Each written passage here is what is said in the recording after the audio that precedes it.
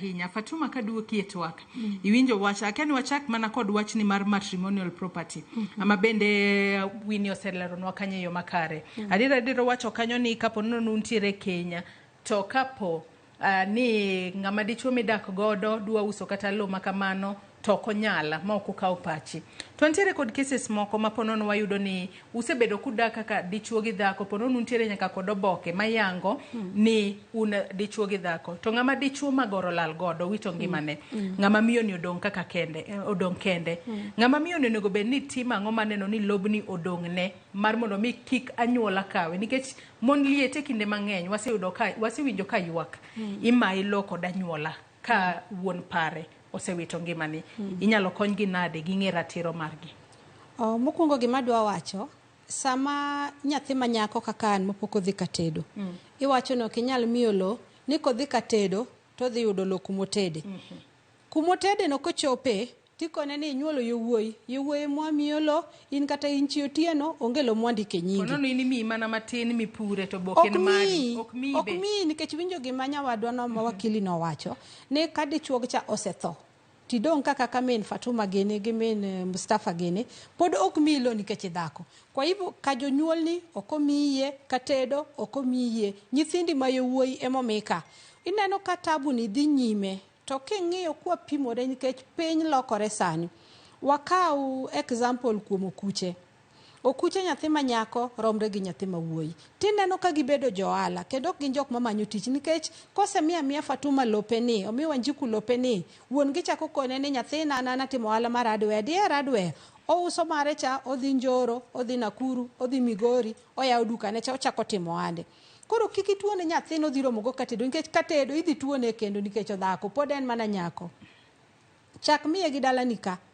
Kodhi katedo koyudo sawa, kokoyudo en gi gimoro dala monyalo duoge kata monyalo timo go gimoro. Jok ma osewito chuogi yudo tabu mar adieri. Tadwa nyiso joluo wan joma lamo Nyasaye, wan joma ohero Nyasaye. Sama chiliel ywak, en ywak ma ka Nyasaye oneno pi wang'e ni to Nyasaye dwoko sano. Ma en chiw, onyuolo nyithindo, okelo nu nyodo dalani. En bendo tedo ne owadu ni manyako tho, rito manyako tho.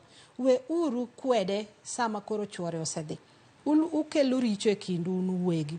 Kata kamano, akwayo jogo mosedhi katedo sani. Piny koro lokore sani. Kata ka okitima arus, dhundikru kata ka chief. Dhundikru niluongo ni kadisi. Nentie certificate manimiyo ji kadisi mar marriage. Kalatas no pod nitiere dhe ka sirkal indikri ni an Fatuma an chi odhiambo kata wan mona par indiko ni Fatuma Jane Akinyi waduto wan mond ng'ane. Kopo ni ng'ane okwongo nwa waduto tiduogi wacho nang'o to kopo ni atho tawe nyieke nade ka ng'wen ka indiko ni Fatuma bende chiege to nose nindo, odong Mary, odong Jane, odong Akinyi. Sami pogo mwandu nyithi Fatuma ka ok bi wete. Sama ok indiko ni an chiegi, awi marachi tho, awi maracha tho. Nyithindo mwanyuolo kodi dhi chandore, nikech nok iweya ka an chiegi.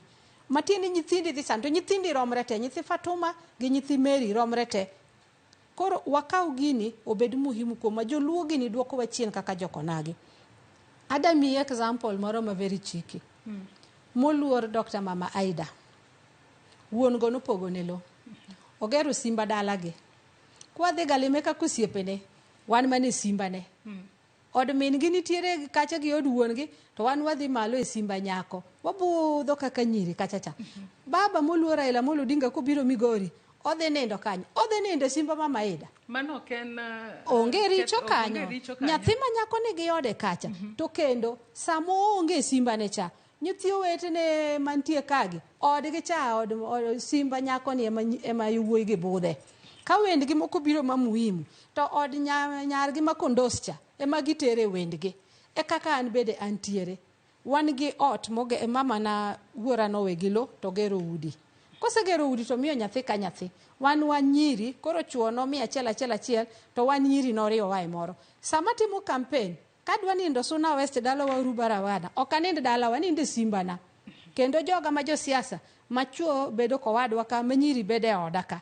Chieng matiyo ka sani natieko na lore kifungu ni bag na ka aduogo godo. Ere richo kadhi atedo to kachuoga ka biro lima nyieke na biro lima, wenyi na biro lima, okadhi kod gi hotel, atero gi simba na cha. To wadwa matin. To mano mana kalure ni bende no pogni lo. No pogni na lo kang'io lobo. Kendo nogero, kagero gi pesa na. Ka wuorwa nosetho to mama na nogero. To ka welo biro, to igo na sim, to wanyalo tiyo gi room ni cha. Iyaone gi miyo gi. Nyathi manyako onge kuma biro dhie gi mwandu no. Mwandu mimiye dala ni dhi dong dala ni. To kata kodhigo gimo dhi timo, dhi konyo jodala. Podan won nyathi manyako gimo chamo, ochamo gi jowadgi ok ocham kende. Kwa hivyo wawe kwedo mondwa. To malit en chiliel. Chiliel ok magi anyuola ne kende. Ima nyaka gi ng'ama nouso ne chuore lo. Nouso ni lobni, nouso ne chuori, kata samoro kapok chuori kata konyuomi, kata kosenyuomi. To nikech chuori no koketie gini nikech dhaka, samoro ne giwinjore 200,000. Samoro chuori no chure 190 donge 10,000. Chuori no koshughulisha hii nikech ni dhako onge gimo ningi ng'e wach lo. Chuori thoni to duogo acho ni chuori no sechula mane 10,000 kende. Tang'o ma joma mino nego bed ni timo mar mondo mi gine ka ponono ni kata wuon pari nyiewo lo to in bende oketi kanyo mar mondo mi ponono ko wito kata ngimane kata sane to kiki bia iwinj ni ne ntiere kod lo moro kumoro kata seche moko ka kori seto ot iromo gi title deed iketa ni lo nitiere kanye joma mino timang'o. Mokwongo gini ok en wach joma mine, ma wach joma chuo. Ng'ama dichuo bed open gi dhako. Kod jaodi ni Fatuma, an ang'iewo lo Kanyamkago, ang'iewo lo moro Sakwa Wendo, tang'iewo lo moro Nyatike ka. Mwadak e Rongo ni be marwa. Ma Nyatike cha asechula 10 odong' 10.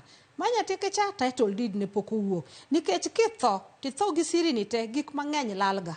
Nikech dhako no ok ong'eyo. Nyis chiegi to nyis nyithindi be. Shughulisha gi kaka family. Samoro pod gitindo jo klas 4 3 2 kati nyiso gi onge gima gidhi ng'eyo. Koro ket chief obed Musaiti, ket pastor obed Musaiti, inyiso pastor ni lo moro ang'iewo Sakwa Wendo ka ta nyiso Fatuma to kadwa no use nyaka nyithinda ka bed madongo. Koro pastor ini lemonwa ka bed Musaita ni lo pacha nitie. Dhi ir chief. Chief en bad sirkal. Ndik ka chief ka tho to nitie lopa mana Wendo Sakwa, nitie lopa man Rongo Kamagambo, nitie lopa man Suna West. Ndik gigi te joluo oluoro tho. Lakini kidhi e piny manyasani, sani ng'ato koseng'eyo mwandu ne ni kaka nyocha ka olona ng'eyo gino matin. Asendike nying ng'ane ka tho to ng'ama chamo mwandu no. Koro kopo ni Nyasaye okaw dichieng' ma kawuono, onge yalo, onge larruok, onge gira madhi lal. Of course inyalo pando nikech samoro idwa ni ya dhako ni kong'e ni aseketo logi kima obiro chanda kabisa ok obi tiyo matek kata nyithindo ok bi tiyo matek. But ket gigi inyalo kete lwet lawyer. Ok ikete lwet ndiko indikori gi lawyer.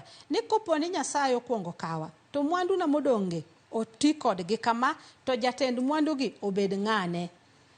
Bende inyalo luongo jodala kata ok indikori inyalo luongo jodala te tibedo gi kikawo dala tikoni jodala wa an nitie mwandu na moko mang'iewo.